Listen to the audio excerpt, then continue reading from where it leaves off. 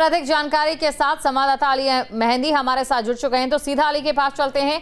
अली देखिए, इस समय अगर बात उत्तराखंड को लेकर की जाए, रेड अलर्ट जारी किया गया है, यानी कि आपको तत्पर तरीके से तैयार रहना है, भारी नुकसान हो जाएगा। जी बिल्कुल, आपको बता दें कि जिस तरह से मौसम विभाग ने भविष्यवाणी करी है वो बिल्कुल कहीं ना कहीं सच साबित होती नजर आ रही है। और पूरे उत्तराखंड में इस टाइम पे जो है एक तरीके से जल प्रलय आया हुआ है। ऊपर पहाड़ों के ऊपर जबरदस्त बारिश हो रही है। कुछ जिलों में येलो अलर्ट करा गया है, लेकिन पहाड़ रुद्रप्रयाग हुआ और चमोली हुआ, पौड़ी हुआ, इस तरह के जो पहाड़ी इलाके हैं उनमें रेड अलर्ट भी किया गया है और भारी बारिश हो रही है, जिससे कि काफी नुकसान भी हो रहा है, लोगों को आने जाने में परेशानी हो रही है और पहाड़ जो है लगातार दरकते हुए नजर आ रहे हैं, जिससे कि यातायात भी काफी बाधित हो रहा है। और बात करें अपनी इस यात्रा की, तो यात्रा भी जो है प्रशासन द्वारा 2 दिन के लिए स्थगित कर दी गई है, क्योंकि पहाड़ों पर जो है नदी नाले उफान पर हैं, गदीरे उफान पर हैं, जहां पर देखने को मिल रहा है कि इतने ज्यादा पानी आ गया है कि जहां पर घाट बनाए गए थे, जहां पर शंकर जी की मूर्ति थी, वो सब जो है जल प्रलय हो गए में जो है डूब चुकी है। तो इसलिए जो है प्रशासन द्वारा जो है यात्रा को 2 दिन के लिए स्थगित करा गया और भारी बारिश के पूरे आसार हैं। और आपको बता दें कि रुड़की में भी कल से बारिश हो रही है। सुबह से इतनी जबरदस्त बारिश थी, लेकिन फिलहाल बारिश कम है, बूंदाबांदी हो रही है, लेकिन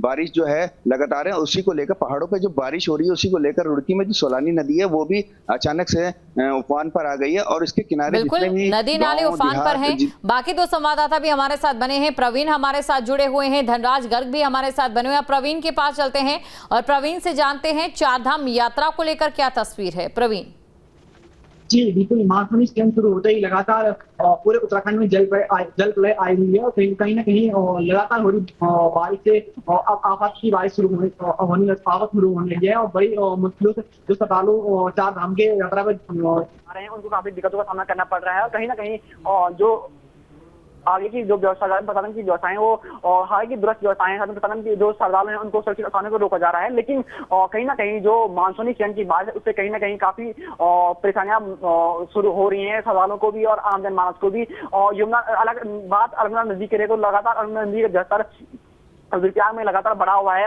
अपने खतरे के निशान से ऊपर बह रही है। जिला मुख्यालय में स्थित 15 फीट ऊंची विशालकाय त्रिमूर्ति पूरा जलमग्न है और जो हालांकि प्रशासन की ओर से जो नदी संयुक्त वाले इलाके हैं उनको खाली कराया गया है कि ताकि किसी प्रकार की अनहोनी न हो सके।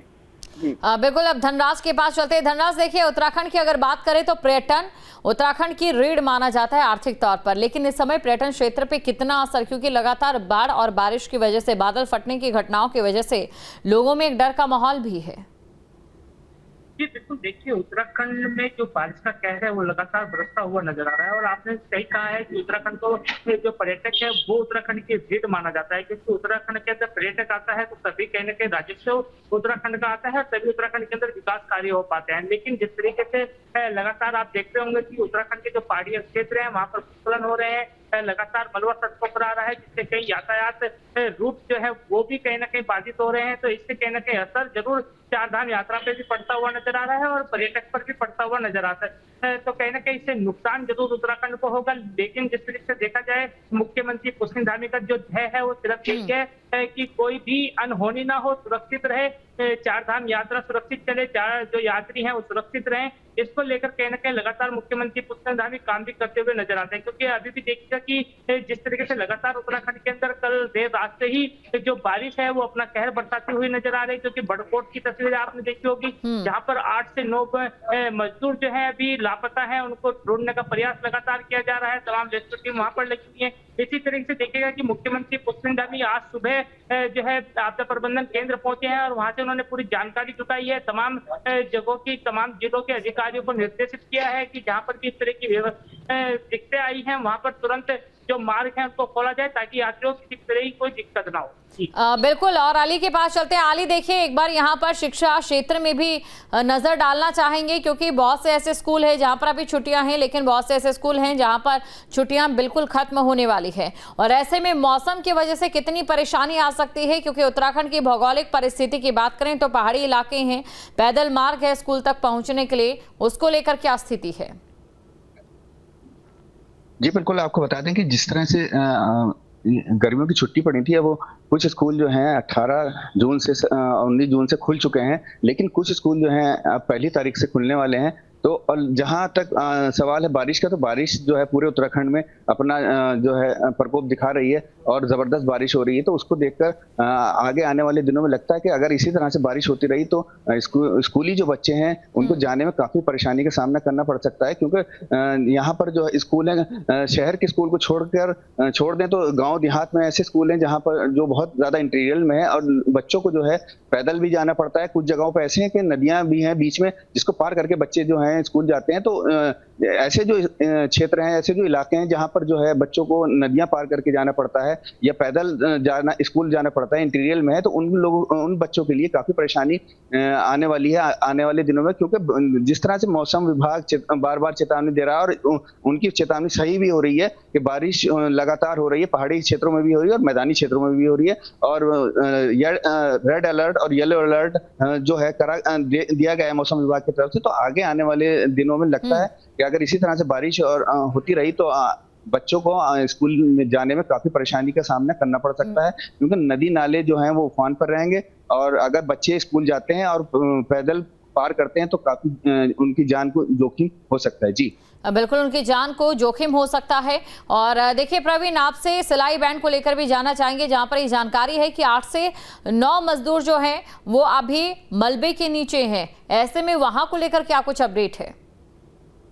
जी बिल्कुल, वहाँ पे जो फंडिंग मिलते ही वहाँ पे और कुछ मजदूर फंसे हुए हैं, लेकिन हालांकि वहाँ पे अभी क्योंकि बारिश लगातार जारी में रेस्क्यू अभियान में काफी दिक्कतों का सामना करना पड़ रहा है। लेकिन जिस तरह से मानसूनी सीजन की शुरुआत में ही इस तरह से आफत की बारिश सामने आ रही है, इसमें अगर ये बारिश लगातार होती है तो कहीं ना कहीं आम जीवन इससे अस्त हो जाएगा। क्योंकि अगर रुद्रप्रयाग की हम बात करें तो रुद्रप्रयाग में भी और आप मानसूनी बारिश की काफी हाहाकार मचा रखी है और कहीं इलाकों में भूस्खलन की कई इलाके भूस्खलन चपेट में है। दूसरी ओर विद्युत सेवा पूर्ण तौर से कई इलाकों में बारिश हो रही है, जिससे कहीं ना कहीं आम जीवन अस्त है और लोग जो नदी किनारे आवासीय भवनों में रहते हैं वो वहाँ पे डेस्क का माहौल बना हुआ है कहीं। और हालांकि शासन प्रशासन की और तमाम तैयारियां ली गई हैं, शासन प्रशासन एक्टिव मोड पे है, लेकिन फिर भी लोगों में काफी दहशत का माहौल देखने को मिल रहा है। लोग डरे हुए हैं और सहमे हुए हैं। बिल्कुल, लोग डरे हुए हैं, दहशत का माहौल जरूर देखने को मिल रहा है।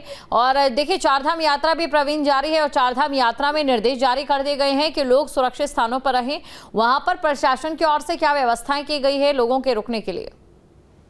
जी, अगर चारधाम यात्रा की बात करें तो मानसूनी सीजन शुरू होते ही चारधाम यात्रा में श्रद्धालुओं की संख्या में भारी गिरावट देखने को मिल रही थी। शुरू से ही देखने को गिरावट देखने को मानसून सीजन शुरू हुआ तो कहीं ना कहीं श्रद्धालुओं की संख्या कम होने लगी थी। लेकिन जैसे अब 24 घंटे के लिए रेड अलर्ट जारी किया गया है, तो उसको देखते हुए प्रशासन की टीमें तैनात की गई हैं।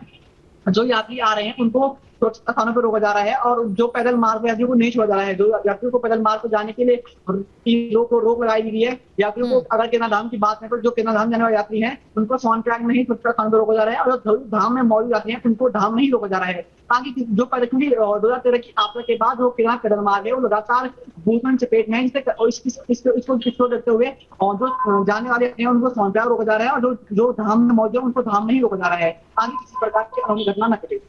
बिल्कुल, चलिए धनराज के पास चलते हैं। धनराज, देखिए मॉनसून का ये शुरुआती चरण है और भारी तबाही अभी से देखी जा रही है। सवाल ये कि जब मॉनसून अपने पीक पर होगा तो क्या मंजर होगा?